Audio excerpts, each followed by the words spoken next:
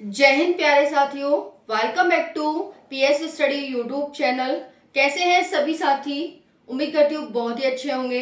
तो जैसा कि आप सभी बोर्ड पर देख ही सकते हैं, एक इम्पोर्टेंट और इंटरेस्टिंग टॉपिक के साथ जो कि जियो पॉलिटिक्स से संबंधित है, इंटरनेशनल रिलेशन से संबंधित है। आप सभी की सोच समझ विकसित करने के लिए ये टॉपिक लाया गया है। साथियों, हम इस वीडियो में बात करेंगे कि क्षेत्र किसी और का, लोग किसी और के और लड़ाई किसी और में। जी हाँ साथियों, और बार बार भारत को अपना स्टैंड क्लियर करने के लिए क्यों बोला जाता है, क्यों भारत से कहा जाता है कि आप अपना स्टैंड क्लियर करिए। क्या भारत इतना ताकतवर हो गया है, क्या भारत इतना शक्तिशाली हो गया है कि विश्व को फर्क पड़ता है कि भारत आखिर किस साइड है? तो बहुत ही इंटरेस्टिंग टॉपिक है साथियों, बहुत कुछ सीखने को जानने को मिलेगा आपको इस सेशन में। लास्ट तक बने रहिएगा और डेली टॉपिक आपको एक मिलता ही है शाम को। तो साथियों, इसी तरह से आप सेशन को प्यार करते रहिए, लाइक करते रहिए। डेली मैं आपके लिए कुछ ना कुछ अच्छी चीजें लाती रहूंगी। तो स्टार्ट करेंगे सेशन को साथियों। हम बात करेंगे अर्मेनिया अजरबैजान। क्या है अर्मेनिया अजरबैजान का विवाद? क्या है नागोर्नी काराबाख क्षेत्र? साथियों, इसके साथ साथ हम बात करेंगे तुर्की अजरबैजान और पाक का क्या है रिलेशन, और क्यों तुर्की ये कहता है, तुर्की और अजरबैजान पाक से ये कहते हैं कि अगर आप हमारा साथ दें नागोर्नी काराबाख क्षेत्र में तो हम आपका साथ देंगे जम्मू कश्मीर कॉन्फ्लिक्ट पर, जो कश्मीर विवाद होता है उस पर हम आपका साथ देंगे भारत के खिलाफ। ऐसा क्यों कहा जाता है और भारत को ऐसा क्यों कहा जा रहा है कि भारत आतंकवाद को बढ़ावा दे रहा है, दुश्मन देश के खिलाफ अर्मेनिया को मिसाइल देकर के, यानी भारत आतंकवाद को बढ़ावा दे रहा है अर्मेनिया को मिसाइल देकर। ऐसा क्यों कहा जा रहा है, सारी जानकारी आपको वीडियो में मिलेगी। स्टार्ट करते हैं साथियों। क्षेत्र किसी और का, लोग किसी और के, और यहाँ पर देख सकते हैं और लड़ाई किसी और में। पूरा मामला क्या है विस्तार से समझेंगे। देखिए, ये प्यारा भारत है हमारा जहां पर हम रहते हैं। अगर हम इसके ऊपर चलेंगे तो नॉर्थ है, इसके अगर हम बाई तरफ चलेंगे तो साथियों आपका ईस्ट मिलता है। ठीक है, तो यहाँ पर नॉर्थ ईस्ट के बीच का जो क्षेत्र है वो है नॉर्थ ईस्ट क्षेत्र। और नॉर्थ ईस्ट में जब हम आगे बढ़ते जाएंगे तो भारत के बाद पाकिस्तान, अफगानिस्तान, तुर्कमेनिस्तान, फिर कैस्पियन सी मिलता है। उसके बाद अजरबैजान और आर्मेनिया मिलता है। अजरबैजान और आर्मेनिया के बीच जो ये क्षेत्र है इसे नागोर्नी काराबाख क्षेत्र कहा जाता है। हालांकि जो ये क्षेत्र है नागोर्नी काराबाख, देखो यहाँ पर दिखाया गया है। मैं एक बार इसे थोड़ा सा मिटाने की कोशिश करूंगी और फिर आपको देखो, ये पूरा यहाँ से यहाँ तक ये वाला जो क्षेत्र है, ये वाला जो मैं अंडरलाइन कर रही हूँ साथियों, ये वाला क्षेत्र, ये क्या है साथियों? ये वाला अजरबैजान है। अजरबैजान के अंडर ही एक क्षेत्र है नागोर्नी काराबाख क्षेत्र। नागोर्नी काराबाख क्षेत्र स्टालिन की गलती मानी जाती है कि उसने इस विवाद को जन्म दिया, और आज तक ये विवाद इन दोनों देशों के बीच कारण बना हुआ है विवाद का। और इसमें बहुत सारे देश तरह तरह से सम्मिलित हैं, अलग अलग रूप से सम्मिलित हैं। तो ये वाला जो क्षेत्र है ना, नागोर्नी काराबाख क्षेत्र है। अब देखिए, अजरबैजान के बिल्कुल अंदर पड़ता है ये, है ना, लेकिन यहाँ पर लोग किसके रहते हैं? तो वो रहते हैं आर्मेनिया के। यानी क्षेत्र किसका है? अजरबैजान का। लोग किसके रहते हैं? आर्मेनिया के। ये तो भाई गलत बात है कि क्षेत्र उसका है और लोग उसके रहते हैं, ये क्या बात हुई? तो देखिए यहाँ पर क्या है, ये बात है साथियों, ये बात है यूएसएसआर की। यूएसएसआर में लेनिन, स्टालिन नामक वहां के क्रांतिकारी हुए जिन्होंने क्रांति लाई, बहुत तरीके से वहां के शासक हुए। तो देखिए यहाँ पर प्रथम विश्व युद्ध की बात है। 1917 में रूस में बोल्शेविक क्रांति होती है। हालांकि 1917 में रूस को रूस नहीं बल्कि यूएसएसआर कहा जाता था, जबकि वो 15 देशों का एक सम्मिलित रूप था। सम्मिलित रूप से वो यूएसएसआर था। तो यहाँ पर क्या होता है, बोल्शेविक क्रांति होती है जिसमें कि वहां का जो तानाशाह राजा था उसको हटा दिया जाता है इस क्रांति के माध्यम से। इसीलिए इसे बोल्शेविक क्रांति कहा जाता है और परिणाम स्वरूप वहां पर साम्यवाद की स्थापना हो जाती है। जनता का भला, साम्यवाद कहता है कि भाई जनता का भला करो, जितना भी पैसा है वो इक्वली रूप से सभी में डिस्ट्रीब्यूट करो। कोई अरबपति नहीं होगा, कोई पैसे वाला नहीं होगा, कोई पूंजीपति नहीं होगा, जितना भी धन संपत्ति होगा वो जनता के पास होगा, साम्यवाद ये कहता है। लेकिन साथियों, इसी रूप में आप इसी समय आप जानते हैं कि प्रथम विश्व युद्ध चल रहा था और अमेरिका एक पूंजीवाद बन के, एक पैसे वाला देश बन करके निकलता है, और इसी बात पर रशिया में यानी यूएसएसआर में कॉन्फ्लिक्ट शुरू हो जाता है साम्यवाद वर्सेस पूंजीवाद का। साम्यवाद वर्सेस पूंजीवाद के चलते क्या हुआ, ये जो देश था यूएसएसआर साथियों, ये 1991 में 15 देशों में टूट जाता है, जिसमें से एक अर्मेनिया और एक अजरबैजान था। ठीक है, यहाँ तक तो बात ठीक है। उसके बाद साथियों यहाँ पर लेनिन था, उसी के नेतृत्व में यहाँ पर साम्यवाद आता है। लेकिन फिर लेनिन कुछ टाइम तक रहता है, 1917 से 1922 तक रहता है यहाँ पर लेनिन, जिसके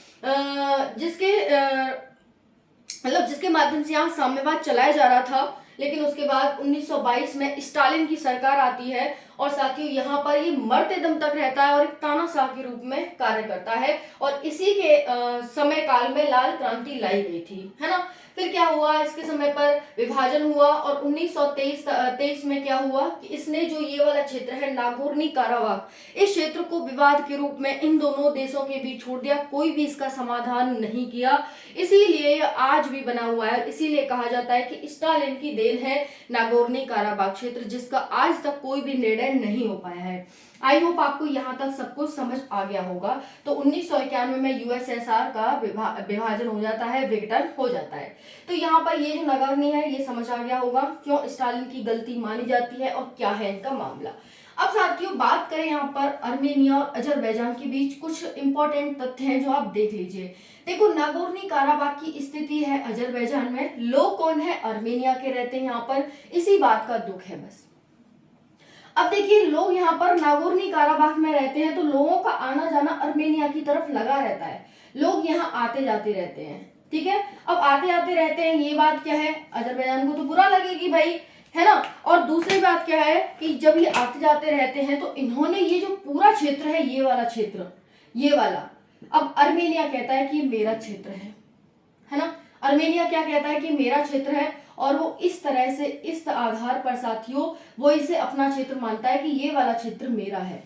अब आप अजरबैजान देख सकते हैं, इतना रह गया, है ना। तो ये पूरी कहानी है, घटनाएं यहाँ पर इस तरह से। अब यहाँ पर देखेंगे अर्मेनिया की राजधानी येरेवन है, ये एक ईसाई बहुल देश है, पॉपुलेशन इसकी 30 लाख है, और इसका जो सपोर्टर है वो रूस है, यानी रूस इसे सपोर्ट करता है। भारत, रूस और अर्मेनिया एक तरह से हम कह सकते हैं इनका पूरा का त्रिपक्षीय संगठन है। यहाँ पर ये तीनों एक ही, क्योंकि भारत रूस एक है, एक तरह से मित्र है, और रूस का मित्र अर्मेनिया है तो भारत का भी मित्र अर्मेनिया हुआ एक तरह से। ये यहाँ पर पूरी कंडीशन चल रही है। वहीं पर हम अजरबैजान देखें, राजधानी कैपिटल बाकू है, मुसलमान देश है, यहाँ पर मुसलमान रहते हैं जबकि यहाँ ईसाई रहते हैं। अब यहाँ पर देखिए, ईसाई तो अमेरिका में भी रहते हैं, इट मींस अर्मेनिया को अमेरिका भी इसको फेवर करता है और इसको अपना मित्र मानता है अर्मेनिया को, क्योंकि ईसाई बहुल देश है। ये समझ में आ गया सबको, ठीक है। अब पाकिस्तान मुसलमान बहुल देश है, बट ऐसा तो नहीं है कि भारत में पाकिस्तान मुसलमान नहीं है, बिल्कुल है, बट ऐसा कुछ भी नहीं है कि धर्म के आधार पर ऐसी कोई वो नहीं है। बट हम यहाँ पर ये कह रहे हैं कि ऐसा अमेरिका मानता है कि जहां ईसाई होंगे, जैसे इजराइल में जहां ईसाई होंगे उसको मैं फेवर करूंगा, वो मेरा मित्र है, बाकी सभी मेरे दुश्मन है, इस तरह से। तो भारत के खिलाफ, भारत के मन में ऐसा कुछ भी नहीं है, तो यहाँ पर ये समझ सकते हैं। उसके बाद टर्की इसको फॉलो करता है और ये इसका मित्र है टर्की। उसके बाद टर्की मित्र है तो पाकिस्तान भी आ जाएगा। तो यहाँ पर जो दिखाया है आपको कि तुर्की, अजरबैजान, पाक, इन तीनों का एक गुट बन रहा है, त्रिपक्षीय संगठन बन रहा है, जिस तरह से भारत, रूस और अमेरिका का बन रहा है। यूएसएसआर का हिस्सा हुआ करते थे कभी, लेकिन आज ये अलग अलग हो गए। 15 देशों में से अर्मेनिया, अजरबैजान भी एक ही है साथियों, है ना।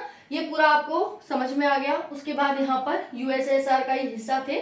अब देखिए बात क्या हुई, भारत को क्यों कहा गया कि भारत अपना स्टैंड क्लियर करे, भारत किसके साथ है, और ये भारत से ऐसा क्यों बोला जाता है। क्या भारत इतना शक्तिशाली हो गया है, इतना पावरफुल हो गया है कि उसे हर बार अपना स्टैंड क्लियर करने के लिए बोला जाता है। कहीं पर कुछ भी हो, भारत बीच में आ जाता है, तो आखिर ये क्या है। तो ये भारत की बढ़ती हुई शक्ति, बढ़ती हुई पावर हर क्षेत्र में, सैन्य क्षेत्र में, ठीक है, और पॉलिटी में, मतलब राजनीति में, भूगोल में, हर तरह से भारत की बढ़ती हुई शक्ति का ही ये प्रदर्शन है कि आज भारत को हर कोई अपना स्टैंड क्लियर करने के लिए बोलता है। अब यहाँ पर क्या हुआ साथियों कि अजरबैजान और अर्मेनिया में लड़ाई हो रही है, है। अर्मेनिया क्या है? अर्मेनिया साथियों मुसलमान बहुल क्षेत्र है। अब इसको पता है अजरबैजान और पाकिस्तान की सेम कंडीशन है, जिस तरह से इस अजरबैजान ने इस पर कब्जा कर रखा है। और दूसरा यहाँ पर आप देखेंगे साथियों, ये भी देखो ये वाला जो क्षेत्र है ना अर्मेनिया का, अर्मेनिया इस तरह से एग्जिस्ट कर रहा है कुछ इस प्रकार से इतने क्षेत्र में। ये आपने देखा ये वाला क्षेत्र, यानी अर्मेनिया में कहीं ना कहीं अजरबैजान में घुसा हुआ है। इसका मतलब तो आप ये कहने लग जाओगे कि अर्मेनिया भी आपका ही है ना। अब ये तो भाई इनका विभाजन हुआ, ये एक स्वायत्त क्षेत्र के रूप में काम करता था, लेकिन चूंकि अब लोग इसके यहाँ पर चले गए हैं, यहाँ पर बस गए हैं, तो इसका झुकाव इसकी तरफ हो गया है ना। तो अब ये कह रहा है कि भाई जब लोग यहाँ के हैं इस तरह से, तो इसे हमें मिला देना चाहिए, ये कह रहा है अर्मेनिया। तो यहाँ पर इस तरह से है। बाकी देखो अर्मेनिया पूरा इसमें ही घुसा हुआ है अजरबैजान में। ये वाला जो क्षेत्र है ना ये अजरबैजान है, देखो ये अजरबैजान क्षेत्र है, अर्मेनिया तो सिर्फ ये है ना।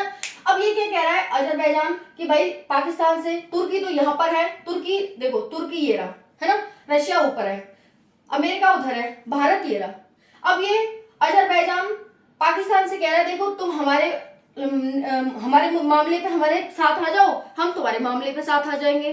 अब तुर्की तो इसके साथ है ही, अजरबैजान के साथ, मुसलमान इसके साथ है ही साथियों। तो ये दोनों एक हो गए, फिर पाकिस्तान भी आ गया, तो त्रिपक्षीय संगठन बन गया। समझ में आ गया इतना।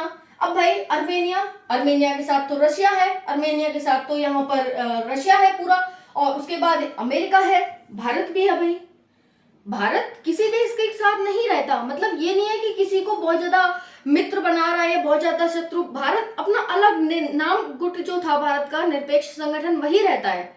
भारत किसी को ज्यादा अपना दोस्त और दुश्मन नहीं मानता। सिर्फ रशिया भारत का एक बहुत ही बेहतरीन दोस्त है।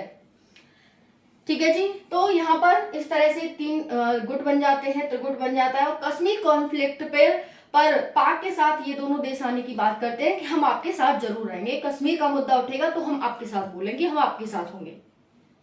अब क्या होता है साथियों कि अजरबैजान अर्मेनिया को भी वेपन्स की जरूरत होती है। अब जब साथियों भारत निर्माण कर रहा है तो अपने सामान को बेचेगा भी।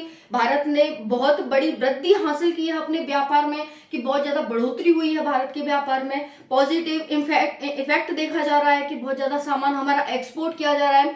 तो उसी में क्या है, अर्मेनिया भी भारत से सामान खरीद लेता है, जिसमें कि वो एक रडार खरीदता है। रडार का नाम था साथियों स्वाति रडार भारत से खरीद लेता है। इसी पर बस भारत को वो कर लिया जाता है कि भारत अपना स्टैंड क्लियर करे, भारत किसके साथ है।